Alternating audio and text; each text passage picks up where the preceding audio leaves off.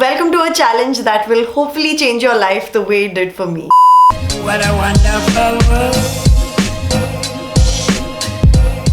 What's up everyone, welcome back to another video on my channel. Today's video is slightly different because I think this is the first time I'm initiating or starting a challenge where I wish that most of you can join me. Now my Instagram followers and older subscribers already know about this challenge and know that I did do this last year. The original ideator behind this challenge is Rachel Hollis. She's a very famous motivational speaker. You can check out her YouTube channel, podcast and Instagram. I will link it all in the description box. But for all of you who are new to this challenge, new to my channel probably, you must be wondering what is this last 90 days challenge and why do we do it? So let me start from the beginning and give you like an overview of the entire challenge. As the name suggests, it's a challenge done in the last 90 days of the year, which is basically the last quarter of the year, and that's the time bracket of the entire challenge. 3 months, which is October, November and December. So why 90 days? What's so special about 3 months? I think this is perfectly explained by Rachel Hollis herself. She says that if you do something for 21 days, it becomes a habit, but if you do it for 90 days, it becomes who you are. And I think that's a very powerful statement. So the main purpose of the challenge is to actually finish the year strong. I think all of us as a society really push ourselves to start our year strong, to get all our new year resolutions up and running and being all pumped up and motivated in the beginning of the year.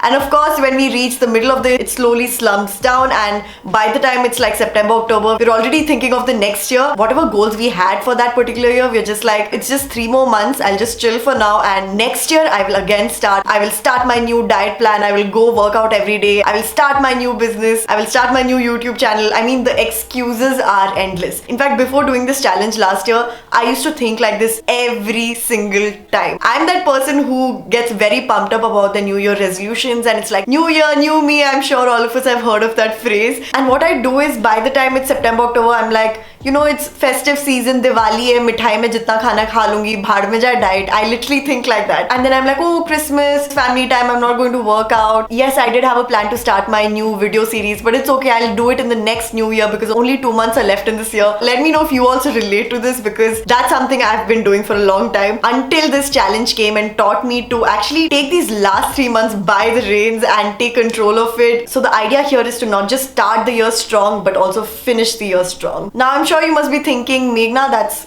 amazing, but what do we do for this challenge? Good question. You will follow something called the 5 to Thrive. So your 5 to Thrive are the 5 things you will do daily for the last 90 days of the year. These are the things that will really help you into becoming a better person and to bring you closer to achieving all your personal goals, not career goals, personal goals. I will talk more about that later. So Rachel Hollis has set like a standard 5 to Thrive, which I will even share on screen so you can go over it. The first thing is to get up 1 hour earlier than your usual wake up time. This 1 hour is completely dedicated to you and no one else, so it's up to you what you want to do in that 1 hour. Second one is to work out at least 30 minutes every day. Does not matter what you do, whether that's walking on the spot, running inside your house, doing some dumbbell workouts, following some YouTube workouts, as long as you move your body for 30 minutes every day. Number 3 is to hydrate your body. Make sure you drink 8 glasses, which is the generalized typical number of glasses you're supposed to have. Drink how much ever you really feel your body needs, and on an average that's 7 to 8 glasses. Number 4 is to let go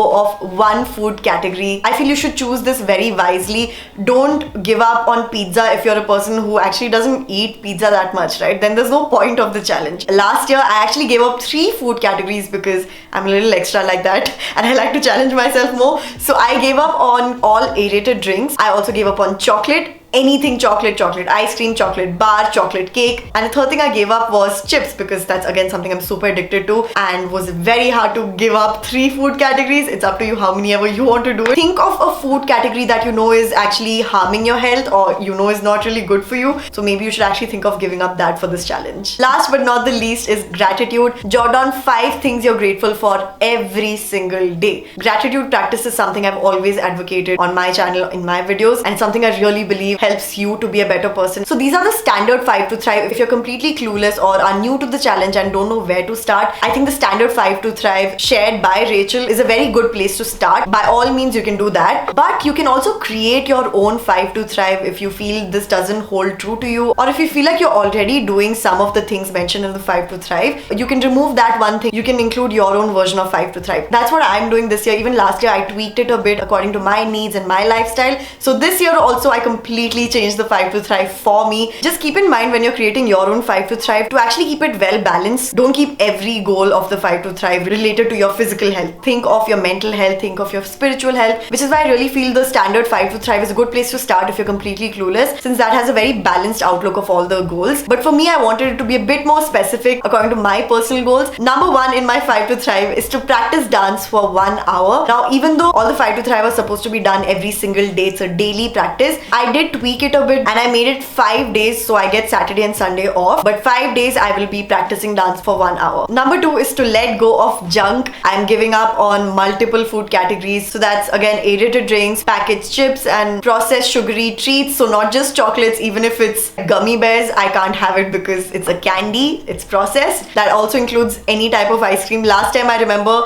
I could have any other ice cream except chocolate since I'd only given up on chocolate. But this time I'm just giving up on any sugary artificial processed treat, which includes all flavors of ice cream, and that's breaking my heart already. But it's okay, I know it'll be worth it. Number three is to learn 10 Korean words daily. I'm very passionate about the language, about the culture, so I feel this will only push me further in that direction of actually finally being able to understand the language and speak the language. Number four is to do a 3 to 5 kilometer run. Again, this is not daily, I'll be doing it 5 days a week. The reason why I've kept the dance practice and the 5 kilometer run for 5 days and not daily is because both are very intense physical activity. So it's fine if I'm doing it for 5 days. I know what my body needs and does not need, which is why you should not blindly follow all these challenges. You should know what is right for you. In the standard 5 to Thrive provided by Rachel Hollis, it's just 30 minutes of any sort of workout every single day. If it was that, I would have done it daily. But since both of these things are super intense and I'm doing both of them simultaneously for 5 days, it will take a toll on my body and I need my body to rest, which is why I've kept it 5 days instead of daily. To give you some context, last year I didn't set any workout as my 5 to Thrive. I kept a simple task of walking at least 10,000 steps every single day. Now 10,000 steps is a good enough physical activity, but it's not very intense, so I could actually do it daily. But that's not the case with this, which is why I've kept it 5 days. And my fifth 5 to Thrive has to be daily gratitude practice. I wanted to balance out my 5 to Thrive by keeping something really soothing for my mental health, which is why I kept this. What I do is mention 10 things I'm grateful for every single day. So I did tweak it a bit because the standard one says 5 things, but I like doing 10 things. That's just how I roll. So you can see how customizable this entire challenge is. So those were my 5 to Thrive. I think it's pretty challenging. I honestly have no idea what I've gotten myself into. One thing to notice is that there are no career related goals here. In fact, when I was even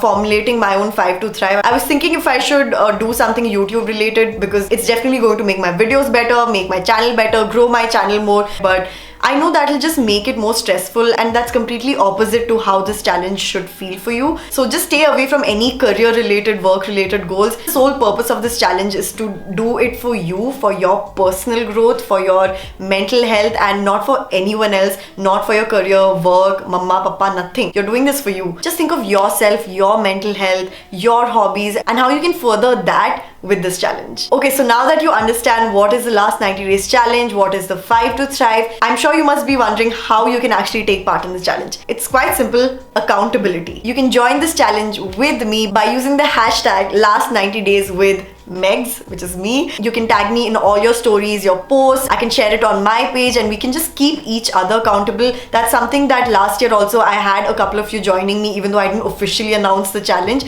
I still had some of you joining me, which felt really good, and I loved how all of us kept pushing each other. So let's keep that same energy. I hope there'll be a lot more of you joining me in this challenge. Even if it's honestly just 1 or 2 of you, I will be happy because it is all about community and just lifting each other up. You can let me know what your 5 to Thrive is. You can even comment them down below. I would love to know how many of you would be willing to do this challenge with me. And if you are joining the challenge with me, make sure you do follow me on my Instagram, because I will be motivating you every single day. That's what I did last year also. I'll keep you guys updated weekly or even daily as to how my challenge is going. And if you don't have Instagram, it's okay. We have this channel right here, so make sure you are subscribed and click on the bell icon so that you don't miss out on any of my future videos. Also, I'm planning to do like a monthly update on the challenge, so yeah, we can keep each other updated on YouTube as well. This challenge won't be easy. It will be challenging. I mean, duh, otherwise it won't be called a challenge. But I assure you it will be fun, and at the end of the challenge you will really feel so proud of yourself and actually feel that you achieved something just because you took control of your life, of yourself, of your bad habits, and actually grew as a human being. I mean, what else is the purpose, right? I mean, you really just want to become better versions of yourselves. So I'm really hoping that this challenge can do that for you. I'm sure it will. So yeah, take this challenge up. You have nothing, literally nothing to lose. Use the hashtag last 90 days with Megs and let's slay this challenge together. Let's make the most of the last 3 months of 2020. Let's do this. High five. Okay then.